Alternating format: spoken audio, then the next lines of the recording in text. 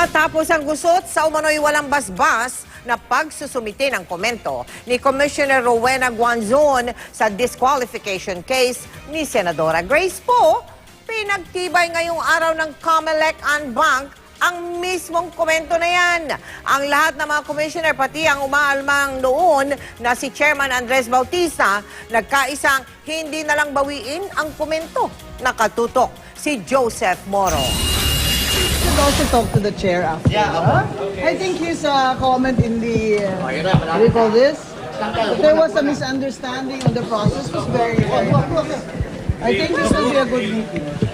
Bandang alas 11 ng umaga, nagsimula magsipasukan ng mga commissioner ng COMELEC para sa unbank session nila. Kumpleto ang 6 na commissioner at ang chairman ng pag-usapan nila ang umano'y di otorisadong komento na inihain ni Commissioner Rowena Guanzon sa Supreme Court kaugnay ng pagkansela ng COMELEC sa Certificate of Candidacy ni Senator Grace Poe. Tinawag itong pambabastos si COMELEC Chairman Andres Bautista. Pinaratangan naman ni Guanzon si Bautista na pumapabor kay Poe. Pasado alas 2 ngayong hapon, humarap sa media ang buong COMELEC and Bank. Pero hindi na nagsalita sina Bautista at Guanzon. Sa halip, si Commissioner Arthur Lim, ang isa sa pinaka-senior na miyembro ng COMELEC, ang nagsalita para sa buong Unbank. As you know, we just finished our Unbank meeting and our senior commissioner, but senior in terms of wisdom, Commissioner Arthur D. Lim will be speaking on behalf of the Unbank. Ourselves now decided to move forward and to leave all this controversy behind us. Napagkasunduan ng mga commissioners ng COMELEC na pagtibayin o i-ratify ang kinikwestyong komentong inihain ni Guanzon noong January 7. Pipirmahan ito ng lahat ng 6 na commissioner at ni Chairman Bautista. The Commission and Bank will be ratifying and confirming the comment that has been filed in the cases of Tatad et al.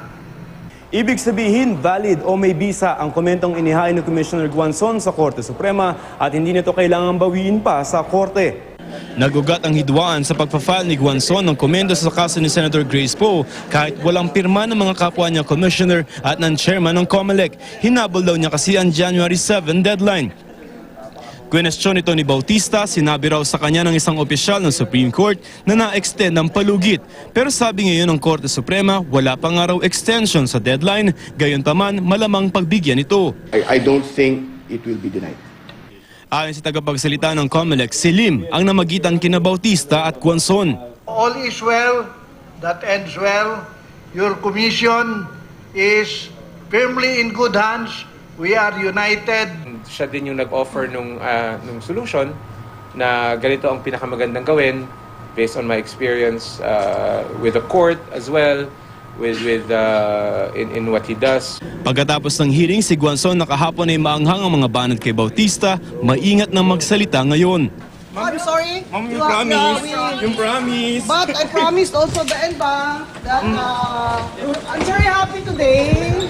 I told you there will be good news. Okay. You just have to think positive. Now, I think what is important now is what's good for the country and the COMELEC. Si Bautista naman wala pang bagong pahayag. Joseph Morong, Nakatutok, 24 Oras.